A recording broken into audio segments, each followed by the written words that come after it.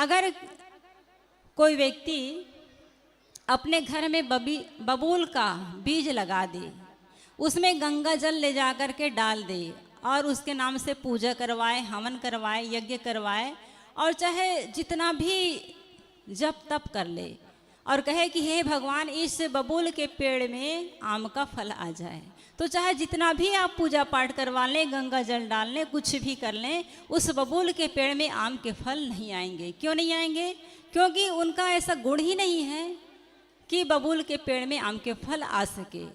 यदि बबूल के पेड़ में आम के फल नहीं आ सकते तो ऐसे ही यदि आपने गलत कर्म किया है तो चाहे आप भगवान को जाकर के हार पहनाते हो, टोपी पहनाते हो, चाहे लड्डू चढ़ाते हो, चाहे कुछ भी करते हो, आपके कर्मों के दंड आपको भोगना पड़ेगा।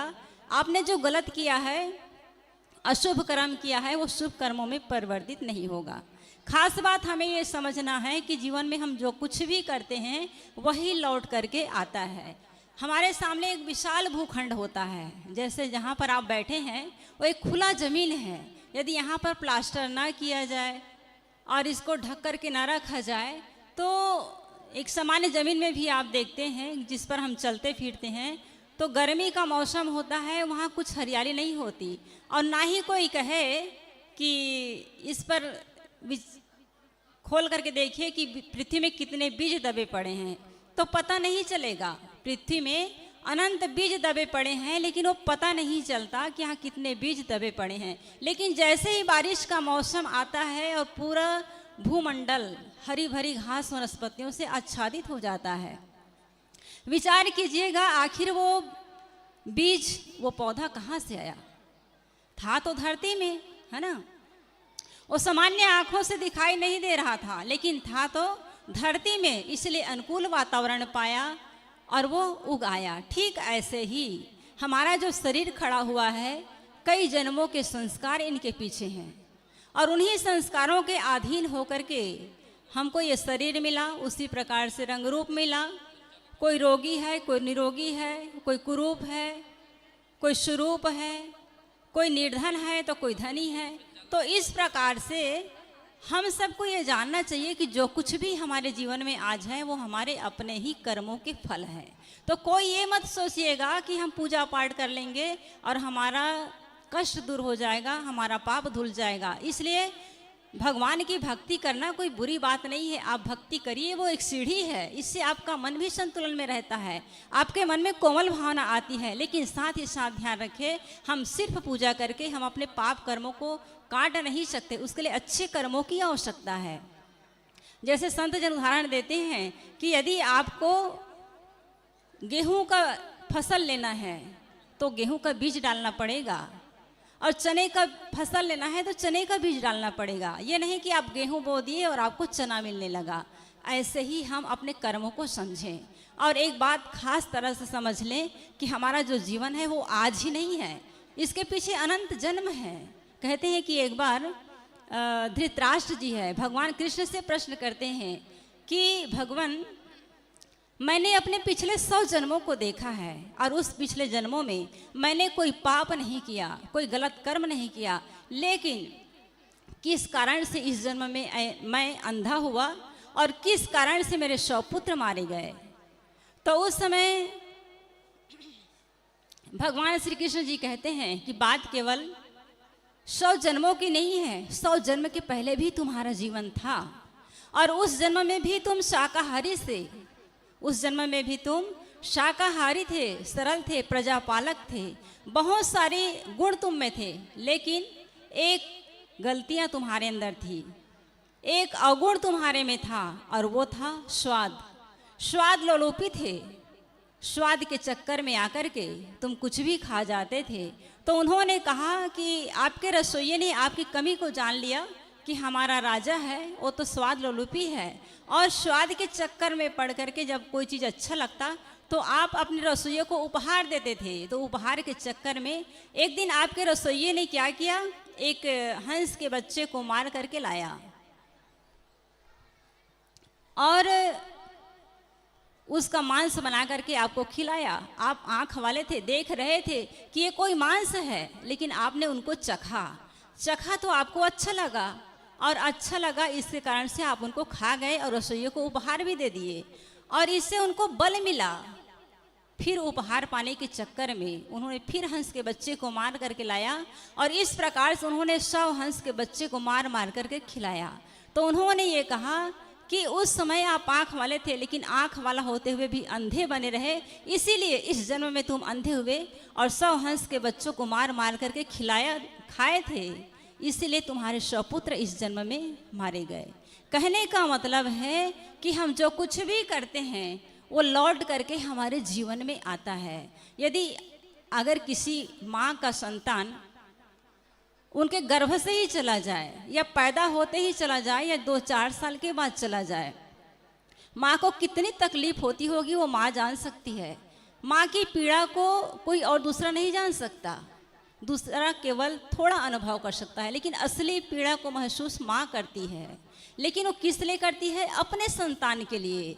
लेकिन दूसरे संतान को यदि मारना हो तो उस पर ध्यान नहीं देती। आज लोग मछली खा रहे हैं, अंडा खा रहे हैं, मुर्गी खा रहे हैं। वो क्या है? अंडा भी तो एक माँ का गर्भ है, मुर्गी का गर्भ है, जिसको आप लोग खा जाते हैं। मछली मार करके खा जाते हैं बड़ी सहजता से।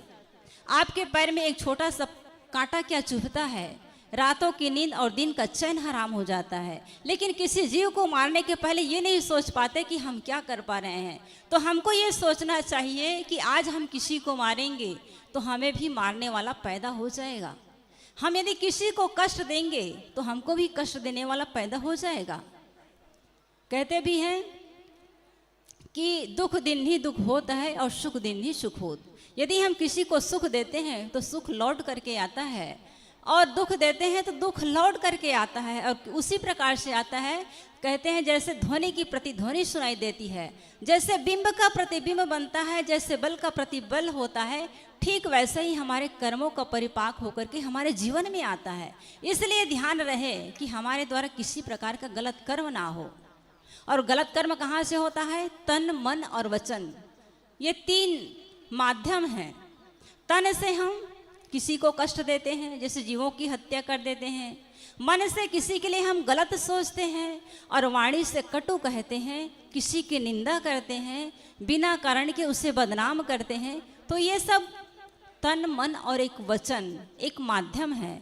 और इन्हीं के द्वारा जो कुछ भी हमसे गलत होता है, जैसे चोरी, तन से हम क्या करते हैं? चोरी, हिंसा और व्यभिचार का कर्म करते हैं। मन से ईर्ष्या, क्रोध और मान, छल होता है, और वाणी से गाली, निंदा और झूठ। और इन्हीं तीनों के आधार पर दैहिक, दैविक और भौतिक ये 3 ताप बनते हैं, और जीव इसी 3 तापों के अंदर में अपना शरीर छोड़ता है। तो हमें पूर्व में नहीं जाना है कि हमने क्या किया था। जैसे किसी के जीवन में कोई कष्ट आ रहा है तो कोई ये ना सोचे, दुखी ना हो कि मैंने कौन सा कर्म किया था जिसके कारण से इस जीवन में दुख भोग रहा हूँ, बल्कि ये समझिए कि पूर्व में जो कुछ हो गया वो तो मेरे बस की बात नहीं। लेकिन आज हमें ये सुंदर मानव जीवन मिला, समझ की शक्ति मिली, संत गुरुजन मिले, और हमको सद्ग्रंथ भी मिला। तो उसके आधार पर हम अपने आप को जानने का प्रयास करें, समझने का प्रयास करें, और बनाने का भी काम करें। कि जैसे एक किसान होता है, जैसे मैं पहले ही कही कि चने का फसल लेना है तो चने का बीज बोना पड़ेगा, ऐसे ही आज हमारे जीवन में भले ही दुख है, कष्ट है, परेशानियां है, जो कुछ भी है, लेकिन ध्यान रहे कि आज हमसे किसी प्रकार की गलती ना हो। मैं तो सहज बात कहती हूँ, जैसे सास बहू में लड़ाई होती है तो बहू यदि कष्ट देने वाली है तो सास को समझना चाहिए कि ये मेरे पूर्व जन्म की कोई दुश्मन है, या तो मैंने इसको कभी परेशान की थी, वो आज बहू के रूप में मुझे मिली है। और ऐसे ही बहू को कोई बुरी सास मिल जाए तो बहू को सोचना चाहिए कि ये मेरे अपने ही कर्मों का परिणाम है जिसको मैं भोग रही हूँ। लेकिन आज अपने मन में मलाल पैदा ना करे, आज अपने मन को खराब ना करे, आज उनके लिए गंदा ना सोचे, बल्कि यही सोचे कि मैंने जो कुछ किया था वो लौट करके आ रहा है, लेकिन अब इस जीवन में ऐसा कोई काम नहीं करूँगा, कोई काम नहीं करूँगी कि जिससे मुझे वो कांटे फिर से काटने पड़े, वो कष्ट फिर से सहने पड़े। यदि ऐसा हो गया तो आपका जीवन धन्य हो जाएगा, और यही हमारे बस की बात है। आज हमारा अपने हाथों में है कि हम अपने जीवन को कैसा बनाएं। कहते हैं कि हमारे हर पल का जो सोच है, पल पल में हम जो सोच रखते हैं, विचार रखते हैं, वो विचार हमारा जीवन बनाता है और वही उसी के अनुसार से हमें जीवन मिलता है।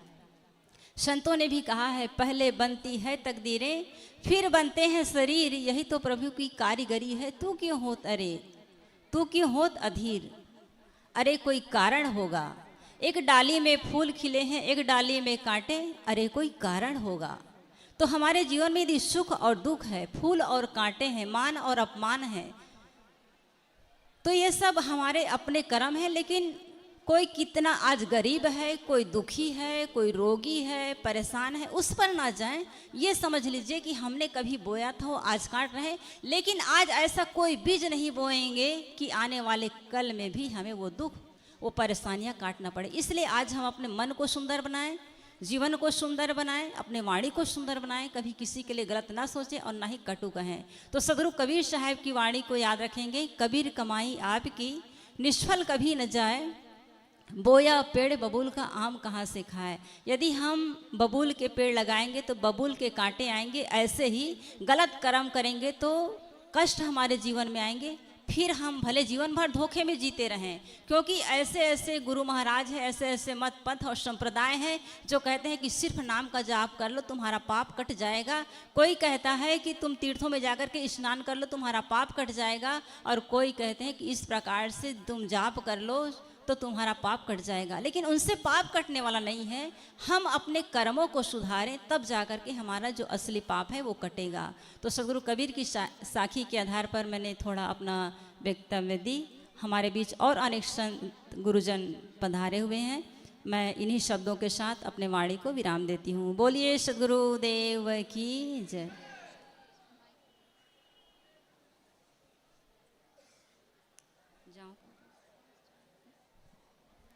हेलो, बोलिए सदगुरु कबीर साहिब की जय। बहुत सुंदर विचार अभी हम साध्वी संतुष्टि साहिब जी के द्वारा श्रवण कर रहे थे कि जीवन में हम जो कुछ भी करते हैं उसका परिणाम हमारे सामने जरूर आता है, इसलिए हमें बहुत सोच समझ कर के काम करना चाहिए। बहुत सुंदर विचार अभी हम साध्वी जी के द्वारा सुन रहे थे। हम सबका परम सौभाग्य है कि प्रयागराज की इस पावन भूमि में हम सबको ज्ञान भक्ति और वैराग्य की त्रिवेणी में अपने मन को निर्मल और पवित्र करने का ये अवसर मिला है। तो आइए मैं आप सबके बीच कबीर आश्रम मूरा छत्तीसगढ़ से आई हुई साध्वी सुमन साहिब जी से निवेदन करती हूँ कि समय का आप सभी लोग ध्यान रखेंगे। 10 बजे के बाद हम सबको ये मंच छोड़ना है, 10 बजे तक पूरा करना है, 10 बजे तक। इसलिए आप सभी से निवेदन है कि 12 मिनट से पहले ही हम सबको बंद करना है। तो मैं सुमन साहिब जी को विचारों के लिए आमंत्रित करूं। उसके पहले सुठालिया आश्रम भोपाल से हमारी ज्योति साहिब जी, आपके लिए समय निर्धारित किया गया है, वही सबके लिए एक जैसा समय है, इसमें किसी के प्रति कोई कम ज़्यादा नहीं है। तो मेरा निवेदन है कि घड़ी सामने है, आप घड़ी देख करके अपना वक्तव्य देंगे और समय सीमा से ही समाप्त करेंगे। बोलिए सदगुरु कबीर साहिब की जय।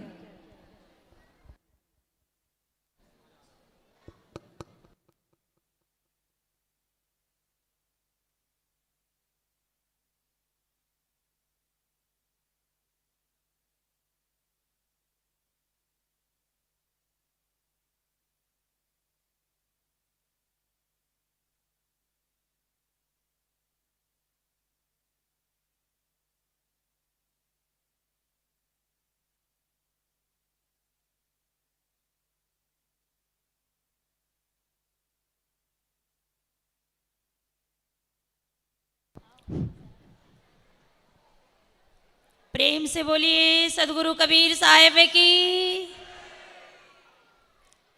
पंडाल में आदमी कम नहीं, पर आदमी की आवाज में कोई दम नहीं।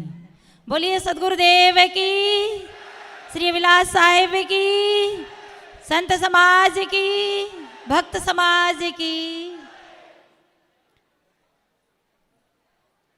परम वंदनीय, परम पूज्य, हृदय मंदिर के आराध्य सदगुरुदेव, यहाँ के अध्यक्ष महोदय, परम वंदनीय परम पूज्य श्री साहेब जी, हमारे पूजा के योग्य सभी संत समाज, साध्वी समाज, उपस्थित धर्म प्रेमी बंधुओं, भक्तिमती माताएं, परम सौभाग्य की बेला है कि इस पावन बेला पर यहाँ हम सत्संग ज्ञान यज्ञ में बैठकर अपनी जीवन कल्याण उपदेशी हितकारी बातें को सुन रहे हैं। संत सम्राट सदगुरु कबीर साहब का मौलिक ग्रंथ बीजक है। बीजक की एक छोटी साकी, प्रसिद्ध साकी, 5 तत्व का पुतला मानुष धरिया नाम, एक कला के बीच रे विकल होत सब ठाम। ये हमारा शरीर 5 तत्वों का पुतला है। चित जल पावा गगन समीरा, पंच रचित अदम शरीरा। ये 5 तत्व स्वाभाविक मिला है, इसे कोई प्राप्त करने के लिए मेहनत नहीं करना पड़ता है। ये 5 तत्व का शरीर, और ये 5 तत्व का शरीर मिला है, इसी का नाम है ये पुतला।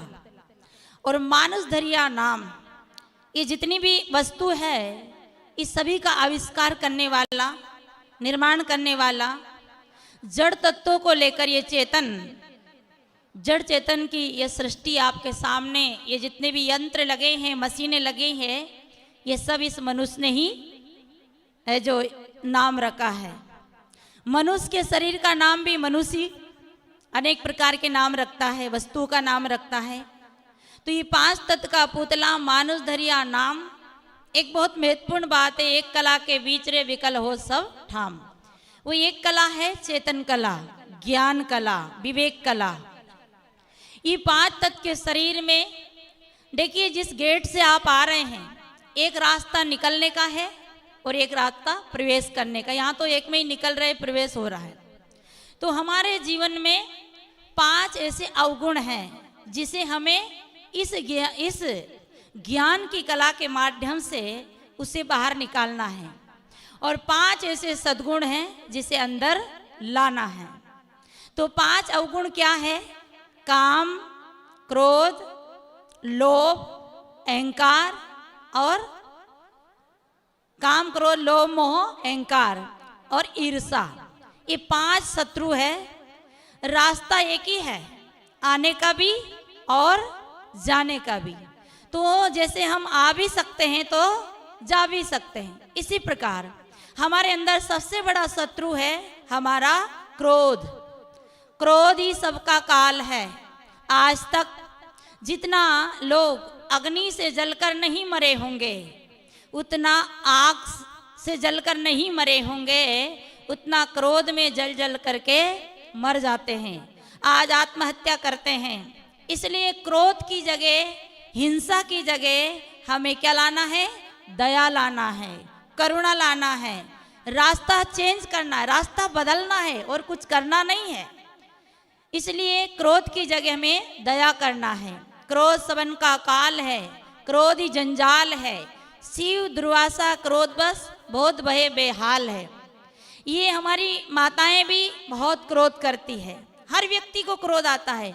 एक बात और बता दूं, हमारा शरीर इन अवगुणों से बना है। काम, क्रोध, लोभ, मोह से ही हमारा शरीर का निर्माण हुआ है। तो इन्हें परखते परखते इन्हें शांत करना है, इन्हें समझते समझते छोड़ना है। हमारी एक बहन व्रत थी, किसका? नाग पंचमी का। नाग पंचमी का व्रत थी। रात की 12 बजे अपने पति से कभी नहीं बोलती थी, और रात की 12 बजे दूध का गिलास लेकर पति के पैर की तरफ खड़ी।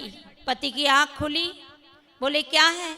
कि आज मैं आपके लिए दूध लेके आई हूँ। पति बोला, कभी तो तू ठीक से बात ही नहीं करती, आज दूध का गिलास लेके खड़ी, क्या बात है? आज तुम्हारी भक्ति, तुम्हारा प्रेम इतना कैसे उमड़ गया?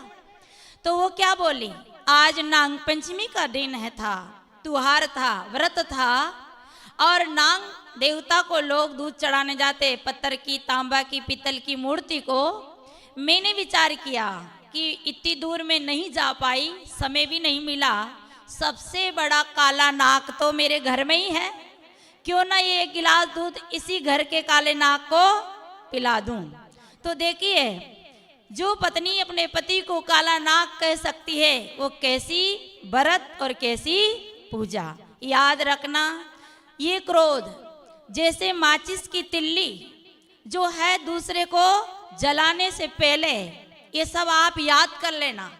माचिस की तिल्ली दूसरे को जलाने से पहले खुद जलती है, यही स्थिति हमारी है।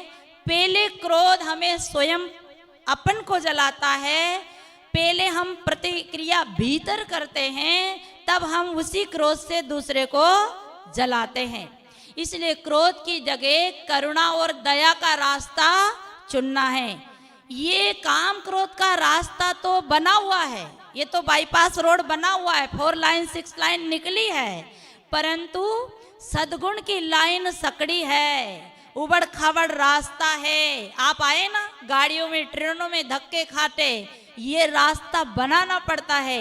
यहाँ तक कि सत्संग में आने के लिए भी आपको रास्ता बनाना पड़ रहा है यहाँ, क्योंकि ये उबड़ खाबड़ है। और जब एक बार बुलडोजर चल जाए, जेसीबी मशीन चल जाए, तो रास्ता क्लियर हो जाए। बोलो सद्गुरुदेव की। इसलिए सज्जनों, हमें क्रोध की जगह दया, और फिर दूसरा क्या है, काम। काम एक संसारिक क्रिया भी है और काम एक धंधा बिजनेस भी है।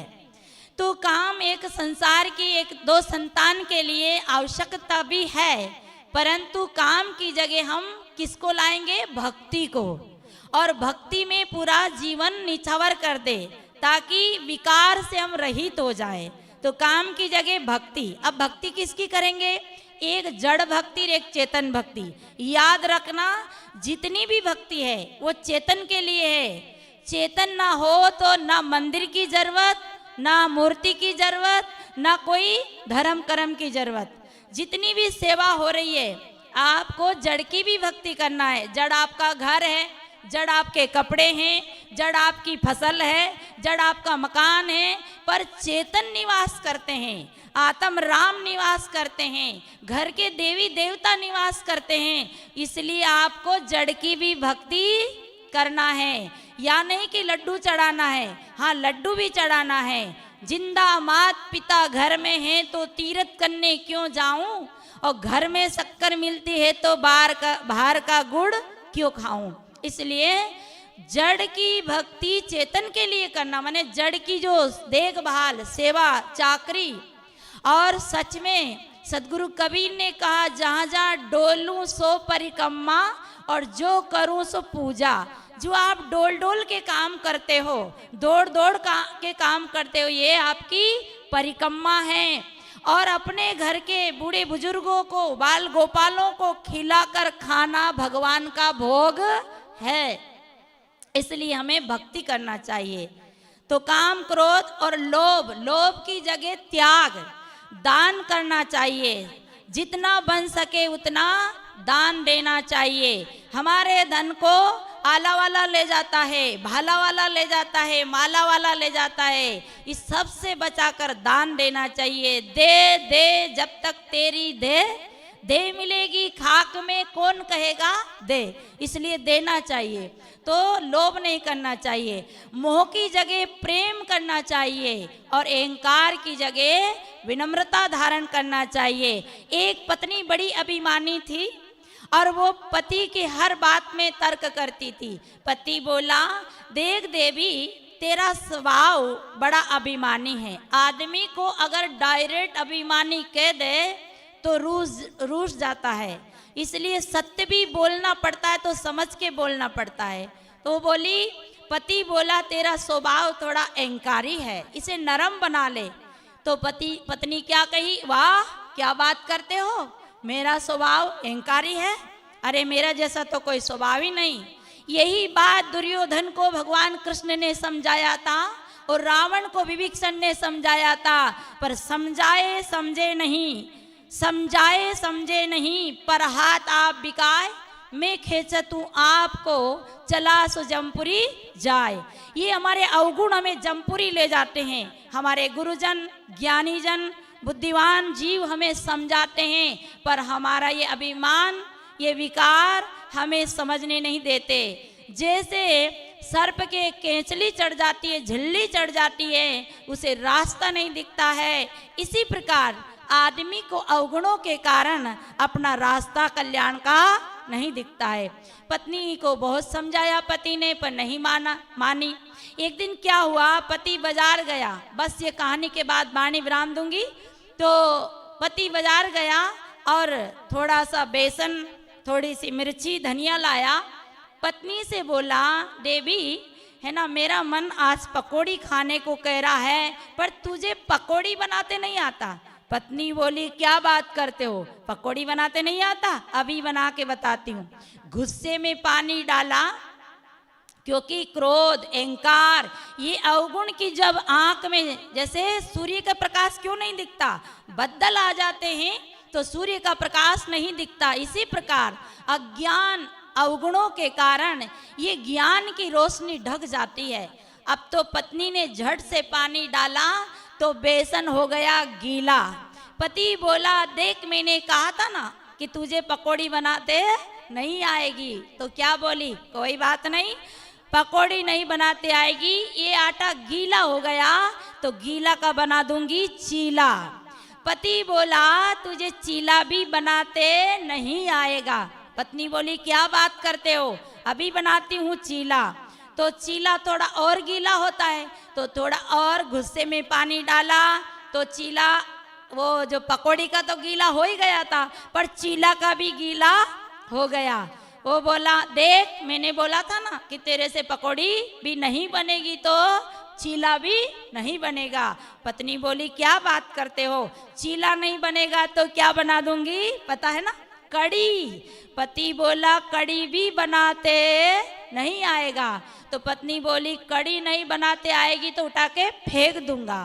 तो पत्नी कहती, उठा के फेंक दूंगी। तो पति बोला, फेंकते भी नहीं आएगा, क्योंकि जब अवगुण होते ही जाते हैं तो गलत होता ही जाता है। तो पत्नी गुस्से में वो चीला का गीला आटा उठा के फेंकने लगी। तो थानेदार साहब की बिना टावर वाली गाड़ी निकल के जा रही थी और पत्नी ने फेंका पानी, तो थानेदार साहब पूरा होली खेल लिए। तो पति बोला, देख मैंने कहा था ना। इतने में थानेदार साहब ने गाड़ी रोकी, बोले, ये कौन बेवकूफ ने ऊपर से पानी फेंका है, डंडा लेकर आए। तो पति झट से नीचे उतरा, कहा, सर ये मेरे घर से पानी फेंका गया। बोले, किसने फेंका? कि मेरी पत्नी ने फेंका। बोले, क्यों फेंका? कि हुजूर उसके आंख नहीं है, इसलिए। अच्छा आंख नहीं है तो चलो अब बिना आंख वाले को माफ कर दिया जाता है। तो सज्जनों, समय मेरा हो गया, इसलिए हमेशा हमारा अभिमान हमको सही रास्ता दिखने नहीं देता है। इसलिए अपन को क्या करना है, रास्ता बदलना है, अवगुणों को रास्ता देना है। जैसे आपके मोबाइल में कचरा आ जाता है तो साफ कर देते हैं, ऐसे ही जीवन के अवगुण को साफ करके सद्गुण को अंदर बिठा लेना है। बस इतनी सी बात करना है और मेरा समय पूरा हुआ। आप लोगों ने शांति का परिचय दिया, बहुत बहुत धन्यवाद। साहिब बंदगी बोलिए सद्गुरुदेव की।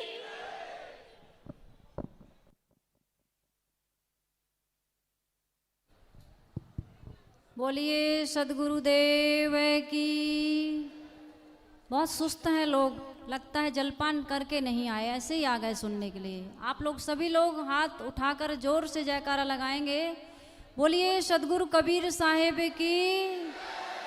बहुत सुंदर विचार अभी हम ज्योति साहेब जी के द्वारा सुन रहे थे।